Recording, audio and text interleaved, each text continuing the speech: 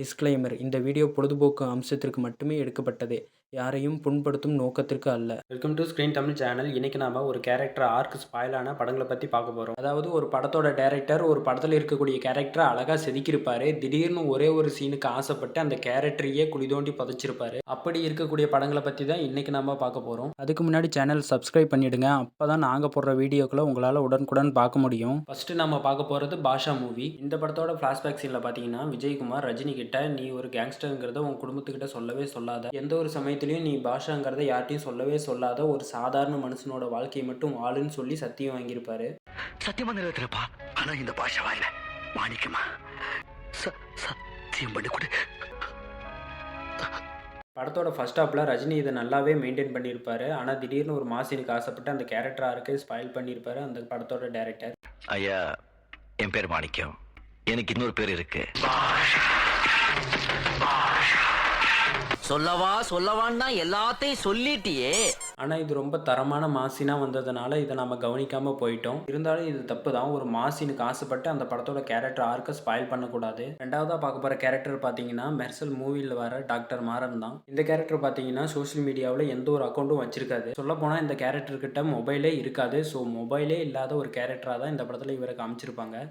அவனுக்கு வாட்ஸ்அப் கிடையாது, ஃபேஸ்புக் கிடையாது, ட்விட்டர்ல அக்கவுண்ட் கிடையாது, முக்கியமா அவங்ககிட்ட செல்போனே கிடையாது. ஒரு சீன்ல பாத்தீங்கன்னா ஹீரோயின் சமந்தா விஜய்க்கு ஐபோனை கிஃப்டா கொடுப்பாங்க. உடனே விஜய் அந்த ஐபோனை வாங்கிட்டு ஐபோன் சொல்லிட்டு குழந்த மாதிரி ஓடுவாரு. ஸோ அவரோட லைஃப்ல மொபைலுங்கிறது எவ்வளோ அரிதான ஒன்றா இருக்குங்கிறத நம்மளுக்கு அதை பார்க்கும் போது தெரியும். ஆனால் அதுக்கும் முந்தின சீனே பார்த்தீங்கன்னா அவர் ஐபேட்ல வீடியோ கால் பேசுற மாதிரி சீன் வச்சிருப்பாங்க.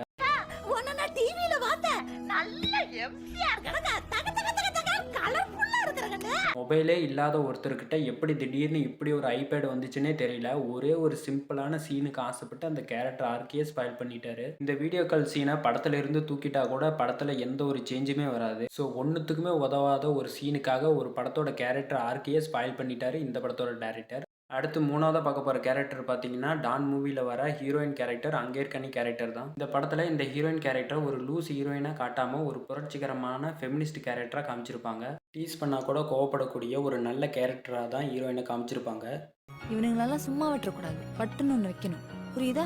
ஈவன் ஃப்ளாஷ்பேக்கில் கூட அவங்க ஒரு ரக்கடான கேரக்டராக தான் இருப்பாங்க. ஸ்டார்டிங்கில் நல்லா தான் போயிட்டு இருந்துச்சு. திடீர்னு ஒரு சீனில் பார்த்தீங்கன்னா ஹீரோயின் கிட்ட ஃபர்ஸ்ட் அடி வாங்கணுங்க பார்த்தீங்கன்னா திடீர்னு வந்து அவங்கள டீஸ் பண்ணுவாங்க. திருப்பி அடிப்பாங்கன்னு நாமளாம் எதிர்பார்த்துட்டு இருந்தா உடனே அவங்க பயந்து நடுங்கிட்டு இருப்பாங்க. திடீர்னு பார்த்தா ஹீரோ இதெல்லாம் பார்த்துட்டு உடனே வந்து அவங்கள காப்பாற்றுவாங்க.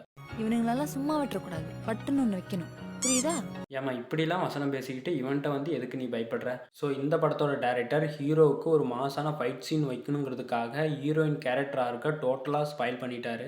ஈவன் இந்த ஃபைட் சீனை தூக்கிட்டா கூட இந்த படத்தில் எந்த ஒரு சேஞ்சுமே வந்துடாது. ஸோ எந்த ஒரு சேஞ்சுமே வராத ஒரு மாசீனுக்கு ஆசைப்பட்டு ஒரு கேரக்டர் ஆர்க்கையே ஸ்பாயில் பண்ணிட்டாரு இந்த படத்தோட டைரக்டர். ஸோ அது வரைக்கும் நல்லா இருந்த இந்த ஹீரோயின் கேரக்டர் இந்த ஃபைட் சீனுக்கு அப்புறம் கிளைமேக்ஸ் வரைக்கும் கிரிஞ்சு பண்ண ஆரம்பிச்சிடும். பொண்ணுங்களுக்கு லைஃப்பில் ஜெயிச்சவனை லவ் பண்ணுறதை விட லவ் பண்ணுற பையனை லைஃப்பில் ஜெயிக்க வைக்கிறது தான் பிடிக்கும்.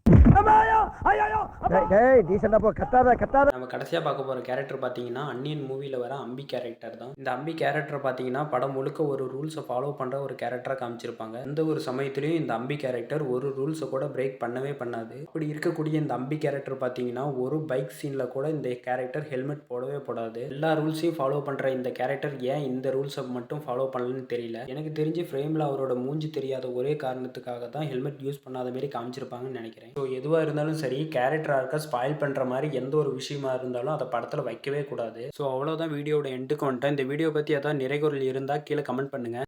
என்னடா வேணும்? சப்ஸ்கிரைப் பண்ணிட்டு போ.